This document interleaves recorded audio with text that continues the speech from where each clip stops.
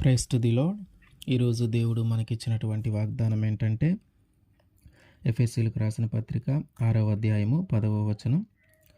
తుదకు ప్రభువు యొక్క మహాశక్తిని బట్టి ఆయన యందు బలవంతులై యుండుడి. ఆమేన్. బలహీనమైన స్థితిలో ఉన్న మనలను ఆయన బలపరచబోతూ ఉన్నాడు. ఆయన యొక్క కృపను బట్టి మనము బలపరచబడబోతూ ఉన్నాం. ఆయనకున్న శక్తిని బట్టి మనము బలపరచబడబోతూ ఉన్నాం. కనుక మనము ఎప్పుడైతే బలహీనులమో అప్పుడు ఆయన మనల్ని బలపరుస్తూ ఉంటాడు. మనకి ఎప్పుడైతే మనము బలహీనమైన స్థితిలోకి వెళ్ళిపోతూ ఉన్నామో, ఎప్పుడైతే మనకి బలము అవసరమై ఉన్నదో ఆ సమయములో ఆయన మనల్ని బలపరచబోతూ ఉన్నాడు. ఎందుకంటే మనము పోరాడేది మన చుట్టూ ఉన్న మనుషులతో కాదు కానీ, మనము పోరాడేది శరీరులతో కాదు కానీ అంధకార సంబంధమైన శక్తులతోనే మనము పోరాడుతూ ఉన్నాము.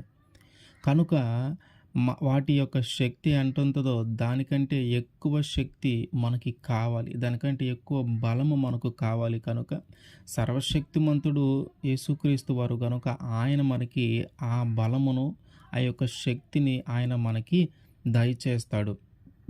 మనము మానవ మాతృలుగా, మనము శరీరముగా రీతిగా మనము ఉన్నప్పుడు, శరీరానుసారముగా మనము జీవిస్తూ ఉన్నప్పుడు మనలో బలహీనతలు వస్తూ ఉంటాయి. ఆ బలహీనతలన్నిటినీ ఇప్పుడు ఆయన బలపరచబోతూ ఉన్నాడు. మన యొక్క బలహీనత ఏదైనా కావచ్చు, శరీర సంబంధమైనను అయినను ఆత్మీయ సంబంధమైనను ఏదైనాను కావచ్చు. ఏదైనాను మనకి బలము అవసరమైన ప్రతి సందర్భంలోనూ ప్రతిసారి ఆయన మనల్ని ఖచ్చితంగా బలపరుస్తాడు. మనము పోరాడుతున్నది అంధకార సంబంధమైన శక్తులు గనక వాటికి మించిన శక్తితో ఆయన మనల్ని బలపరుస్తాడు. ఎప్పుడైతే ఆయన మనల్ని బలపరచాడో మనలో చిన్న చిన్న మార్పులు మనకి కనిపిస్తూ ఉంటాయి. ఏంటంటే, ఎప్పుడైతే ఆయన మనల్ని బలపరిచాడో మనము పాపమును ద్వేషించటానికి సిద్ధంగా ఉంటాం. పాపమును ద్వేషించే శక్తి కలిగి ఉంటాం. పాపమును ద్వేషించే ఒక బలము కలిగి ఉంటాం. పాపమును ద్వేషించే ఒక ధైర్యము కలిగి ఉంటాం.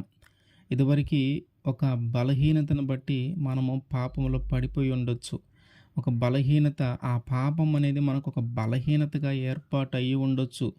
ఆ పాపం అనే బలహీనతను బట్టి మనము ఆ శరీర సంబంధమైన క్రియలను జరిగిస్తూ ఉండొచ్చు. కానీ దేవుడు ఎప్పుడైతే మనల్ని బలపరిచాడో, దేవుడు ఎప్పుడైతే మనల్ని శక్తివంతులుగా మార్చాడో, ఇక నుంచి మనము ఆ పాపము చేయకుండా దానికి దూరంగా ఉండగలుగుతాం.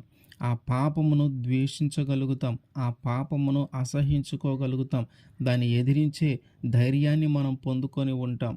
ఆ పాపంలో పడిపోకుండా మనము ధైర్యంగా నిలబడగలుగుతాం. అంత శక్తిమంతులుగాను, అంత బలవంతులుగాను ఆయన మనల్ని మారుస్తాడు. అంటే మనము దేవుడు ఎప్పుడైతే మనల్ని బలపరచాడో మనము పాపమును సైతము పాపము చేయకుండా దూరంగా ఉండగలుగుతాం. పాపమును ద్వేషించగలుగుతాం. అట్లాగే ఆయన యొక్క బలము శరీర బలము కంటే మించినది. మన యొక్క శరీర బలము కంటే ఎన్నో ఎన్నో రెట్లు, ఊహించటానికి కూడా అవకాశము లేనన్ని రెట్లు ఆయన శక్తిమంతుడు గనుక మనకున్నటువంటి ఈ శరీర బలము ఏదైతే ఉందో దానికంటే ఎక్కువగా ఆయన మనల్ని బలపరచగలుగుతాడు.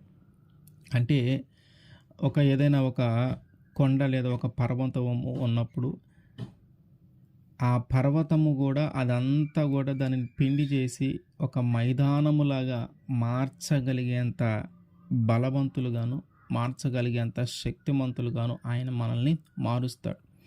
అంటే దానిని మనము తీసివేయగలిగే అంత ప్రార్థన చేసేలాగున, దానిని మనము తీసివేయగలిగే అంత విశ్వాసము కలిగి ఉండేలాగున, మన శరీరానికి మించినటువంటి శక్తులతోనూ, మన శరీరానికి మించి, మన శరీర బలము కంటే మించిన పోరాటమును మనము చేస్తూ ఉన్నప్పుడు, మన శరీర బలము కంటే మించిన భారము మన మీద ఉన్నప్పుడు, ఆ శరీర బలము కంటే ఎక్కువైన బలము, ఆ శరీర బలము కంటే ఎక్కువైన శక్తి ఆయన మనకి దయచేస్తాడు.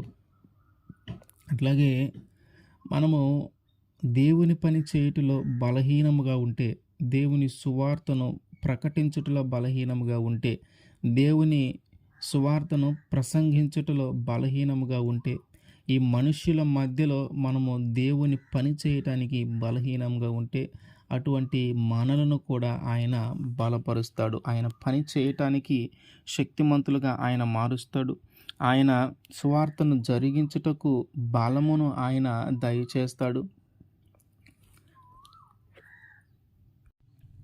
అపోస్తలులు సువార్తను ప్రకటిస్తున్నటువంటి సమయంలో వారికి వచ్చినటువంటి ఇబ్బందులు అన్నీ ఇన్ని కాదు.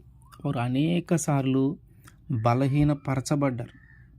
వారిలో ఉన్న శక్తిని వాళ్ళు కోల్పోయారు. వారిలో ఉన్న బలాన్ని వాళ్ళు కోల్పోయారు. వారిలో ఉన్న ధైర్యాన్ని వాళ్ళు కోల్పోయారు. అట్లా ఒక బలహీనమైన స్థితిలో ఉన్ననో దేవుడు వారిని బహుబలముగా ఉపయోగించుకుంటూ మనం కానీ చూస్తే అపోస్తుల కార్యంలో 4వ అధ్యాయము 33వ వచనంలో, ఇదియుగాక అపోస్తులు బహుబలముగా ప్రభు అయిన యేసు పునరుద్ధానమును గూర్చి సాక్ష్యమిచ్చిరి, దైవ కృప అందరి యందు అధికముగా ఉండెను. వాళ్ళు అప్పటికే యేసుక్రీస్తు వారు చనిపోయి తిరిగి లేచారు అని వాళ్ళు ప్రకటిస్తూ ఉంటుంటే, దానికి వాళ్ళని అనేకమైన ఇబ్బందులకు గురి చేస్తూ ఉన్నారు. అనేకమైన బాధలు పెట్టారు. కొరడాలతో కొట్టించారు. చెరసాలలో వేయించారు. ఇట్లా అనేకమైన పనులు వాళ్ళు చేస్తూ ఉన్నా, వారిలో ఉన్న శక్తి అంతా పోయేలాగున, వారిలో ఉన్న బలమంతా కోల్పోయేలాగున, వారిలో ఉన్న ధైర్యమంతా చెడిపోయేలాగున ఎన్ని ప్రయత్నాలు చేసినో దేవుడు వారిని బహుబలముగా మారుస్తూ ఉన్నాడు. బహుబలముగా వారి చేత సువార్త ప్రకటింపబడుతుంది. బహుబలముగా వారు ఇంకా ఇంకా అనేక మందిని దేవుని వైపు తిప్పగలుగుతూ ఉన్నారు. బహుబలముగా సువార్తను ప్రకటించగలుగుతూ ఉన్నారు. దేవుడు వారిని బహుబలముగా బలపరుస్తూ ఉన్నాడు. అంటే వాళ్ళు ధైర్యం కోల్పోయిన పరిస్థితి అయినా, శారీరకంగా బలహీనంగా ఉన్న వారిని మాత్రము దేవుడు బహుబలంగా ఇంకా బలపరుస్తూనే ఉన్నాడు. అట్లాగే ఎప్పుడైతే ఆయన మనల్ని బలపరిచాడో, మనలో ఉన్న శరీర సంబంధమైన బలహీనతలు కూడా మనలో ఉన్న శరీర సంబంధమైన బలహీనతలు కూడా మనము కోల్పోతాం. అంటే ఆ బలహీనతలన్నీ మనలో నుంచి వెళ్ళిపోతాయి. ఆ రోగములన్నీ మనలో నుంచి వెళ్ళిపోతాయి. ఆ వ్యాధులన్నీ మనలో నుంచి వెళ్ళిపోతాయి.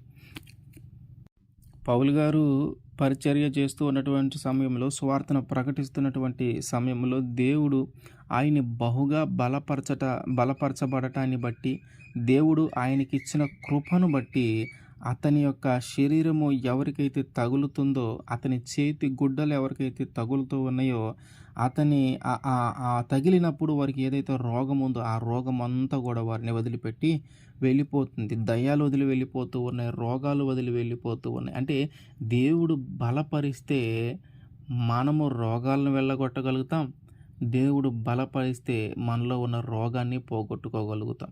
అంటే దేవుడు ఆయన యొక్క కృపను బట్టి, ఆయన యొక్క మహాశక్తిని బట్టి ఆయన మనల్ని బలవంతులుగా మారుస్తూ ఉన్నాడు.